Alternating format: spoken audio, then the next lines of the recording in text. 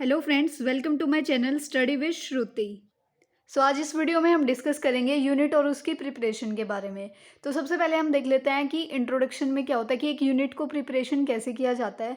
तो preparation unit का important होता है किसी भी पेशेंट के रिसीव करने के लिए। जब भी हम किसी पेशेंट को रिसीव करते हैं तो उससे पहले हमें क्या होता है, यूनिट को प्रिपेयर करना होता है। एडमिशन जब भी होता है किसी भी पेशेंट का हॉस्पिटल में, तो उनको बहुत स्ट्रेस रहता है कि पता नहीं कैसा इन्वायरमेंट होगा, कैसे लोग होंगे, कौन हमारा ट्रीटमेंट करेगा, कहाँ पे हम जो है एडमिट होंगे। तो वो सारी चीज़ें जो है पेशेंट को परेशान करती हैं, जिसकी वजह से उनको स्ट्रेस हो सकता है।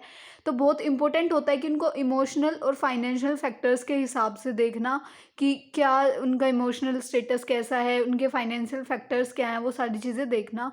और पेशेंट की नीड के अकॉर्डिंग ही जो है यूनिट को प्रिपेयर करना बहुत इंपॉर्टेंट होता है। अब यूनिट क्या होती है? यूनिट और वार्ड को जो है कोई भी एक डिवीज़न कह सकते हैं, हॉस्पिटल के अंदर होती है, एक रूम कह सकते हैं, कोई भी हॉल कह सकते हैं, जहाँ पे बहुत सारे बेड हों और सारे बेड्स पे या फिर कुछ बेड पे जो है पेशेंट हों। और जिनके मतलब क्या होता है कि कई ऐसे हॉल होते हैं ना जिसमें बहुत सारे, जिनको हम वार्ड कहते हैं, जनरल वार्ड जो हम कहते हैं। तो उसमें क्या होता है कि बहुत सारे बेड होते हैं और उन बेड पे जितने भी पेशेंट होते हैं वो सारे सिमिलर केयर वाले होते हैं, जिनको एक जैसी केयर की नीड होती है, वो चीज़। उसके बाद क्या होता है कि हॉस्पिटल में बहुत सारे अलग-अलग टाइप के वार्ड्स होते हैं, यूनिट्स होती हैं, जिनको मेडिकल या फिर सर्जिकल वार्ड्स भी हम कहते हैं। और क्या कहते हैं कि ये वो प्लेस होती है जहाँ पे पेशेंट एडमिशन के बाद स्टे करता है, मतलब जहाँ पे पेशेंट एडमिट होने के बाद रहता है, उसको हम क्या कहते हैं, यूनिट या फिर वार्ड। अब हम बात कर लेते हैं यूनिट प्रिपरेशन की कि यूनिट की प्रिपरेशन कैसे होती है।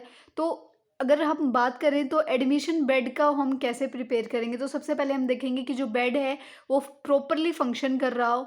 उसके बाद जो भी अटेंडेंट है वहाँ का, उसको हम कहेंगे कि वो बेड को प्रिपेयर कर दे। हम देखेंगे अच्छे से कि जो भी एडमिशन प्रिपेयरिंग बेड है, मतलब जो भी बेड प्रिपेयर हो रहा है, उसके जितने भी लिनन्स और ब्लैंकेट हैं वो सारे क्लीन होने चाहिए, स्टेराइल होने चाहिए। जो ड्रो शीट हम रखेंगे वो हम देखेंगे कि वो सिंपल ऑक्यूपाइड बेड की हो। जो अनऑक्यूपाइड बेड होता है हम वही करते हैं, क्योंकि पेशेंट के आने के बाद वो जो है ऑक्यूपाइड बेड होता है, लेकिन हमें प्रिपेयर तो अनऑक्यूपाइड बेड ही करना होता है ना। तो इसलिए हम जो ड्रो शीट्स करेंगे वो इस तरीके से करेंगे कि जो बेड है वो अनऑक्यूपाइड बेड लगे। उसके बाद हम देखेंगे कि बेड की जो पोजीशन है वो नीचे हो, ज़्यादा ऊपर उठा हुआ बेड ना हो, क्योंकि पेशेंट की कंडीशन के अकॉर्डिंग ही बेड की सेटिंग होती है। अगर पेशेंट छोटा हुआ तो वो बेड पे नहीं बैठ पाएगा, उस हिसाब से बेड की पोजीशन लोअर होनी चाहिए। अब बाकी देख लेते हैं, हमें इक्विपमेंट्स देखने होते हैं, जैसे कि कार्डियो का मॉनिटर होता है, ऑक्सीजन फ्लो मीटर होते हैं, सक्शनिंग मशीन्स होते हैं। यानी कि जो भी मशीन्स हैं जो पेशेंट के लिए रिक्वायर्ड है, जो हम यूनिट में रखने वाले हैं, तो वो सारी क्या होनी चाहिए, वो सारे प्रॉपर होने चाहिए, प्रॉपर वर्किंग में होने चाहिए। ऐसा ना हो कि कोई भी इक्विपमेंट ठीक ना हो। अगर कोई भी इक्विपमेंट अवेलेबल नहीं है या कोई उसमें प्रॉब्लम है, तो पेशेंट के यूनिट में आने से पहले हमें उसको रिपेयर कराना होता है, और अगर अवेलेबल नहीं है तो उसको अवेलेबल कराना होता है। उसके बाद हमें इंश्योर करना होता है पेशेंट की प्राइवेसी, कि पेशेंट की प्राइवेसी मेंटेन रहे। हमें पूरा ध्यान देना होता है इस बात पे कि ये बहुत इंपॉर्टेंट पॉइंट होता है प्राइवेसी को लेके, कि अगर जो पेशेंट एडमिट हुआ है तो वहाँ पे उसकी प्राइवेसी होनी चाहिए। हमें अननेसेसरीली बिना यूज़ के, बिना किसी उसके पेशेंट को एक्सपोज नहीं करना है। उसके बाद आता है पेशेंट सेफ्टी। पेशेंट जो है बहुत सारे, मतलब पेशेंट के बहुत सारे रिस्क फैक्टर होते हैं, जैसे वो गिर सकता है या उसको प्रेशर सोर्स हो सकते हैं, कोई पेन हो सकता है कहीं पे ज़्यादा देर। तो हमें क्या करना होता है कि हमें पेशेंट की सेफ्टी को इम्पोर्टेंस देनी होती है। हमें चेक करना होता है कि पेशेंट को बेड सोर्स ना होए। अगर पेशेंट अनकॉन्शियस है या फिर वो बेड रिडन है काफ़ी टाइम से, तो हमें उसकी पोजीशन चेंज करते रहना चाहिए, जिसकी वजह से उसको बेड सोर्स ना हो। अच्छा, अगर वो गिर सकता है, अगर उसको बहुत ज़्यादा वर्टिगो यानी कि चक्कर आने की फीलिंग है या फिर बहुत वीकनेस है, और अगर वो कहीं जा रहा है तो वो गिर सकता है ना, तो उसके फॉल होने के चांसेस हैं। अगर फ्लोर वेट है तो वो चीज़ भी है। तो इन शॉर्ट क्या करना है कि पेशेंट को कोई भी हार्म ना हो, इस चीज़ का हमें जो है ध्यान रखना है, पेशेंट सेफ्टी। उसके बाद आता है फाइनेंशियल बर्डन।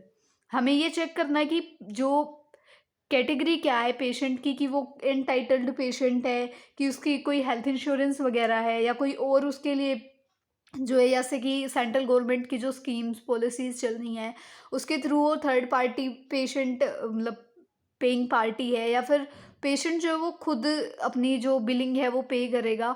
वो सारी चीज़ें हमें देखनी होती हैं, उन सबको कंसिडर करना होता है और जो भी एक कॉस्ट आएगी ट्रीटमेंट को लेके वो पेशेंट को या फिर उसकी फैमिली मेंबर्स को हमें बता देनी होती है कि इतने से इतने के बीच में आपका जो है ट्रीटमेंट हो जाएगा। इतने जो है एस्टिमेटेड एक कॉस्ट हमें बतानी होती है ट्रीटमेंट की। उसके बाद आता है पेशेंट आइसोलेशन।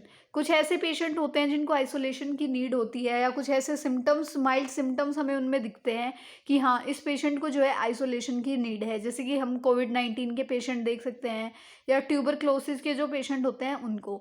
ऐसे पेशेंट्स को जो है ना बहुत ज़्यादा एंग्जायटी फ़ील होने लग जाती है क्योंकि वो एक ही जगह पे बंद रहते हैं, जिसकी वज़ह से उनको बहुत ज़्यादा एंग्जायटी होती है, उनको अच्छा फ़ील नहीं होता।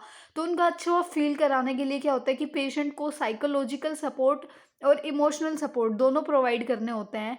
सेकेंडली, जो विज़िटिंग टाइम होता है ऐसी यूनिट्स का, वो यूनिट के बाहर ही चार्ट कर दिया जाना चाहिए, जिसकी वज़ह से जो पेशेंट के फैमिली मेंबर्स हैं या जो भी उनसे मिलने आ रहे हैं, वो अच्छे से अपना इंस्ट्रक्टेड टाइम पे आएँ और उनको जो है पीपीई किट यानी कि पर्सनल प्रोटेक्टिव इक्विपमेंट जो है प्रोवाइड किया जाता है, जिसकी वज़ह से जो भी सिम्पटम्स हैं या जो भी, अगर उनको सच में वो चीज़ है, डिज़ीज़ से वो सफ़र कर रहे हैं, तो वो डिज़ीज़ फैमिली मेंबर्स तक या किसी और पर्सन तक ना पहुँचे, उसके लिए उनको ये जो है ये पीपीई किट दी जाती है, जिसकी वज़ह से जब भी वो पेशेंट से मिलने जाते हैं, तो वो भी सेफ़ रहें, सिक्योर रहें।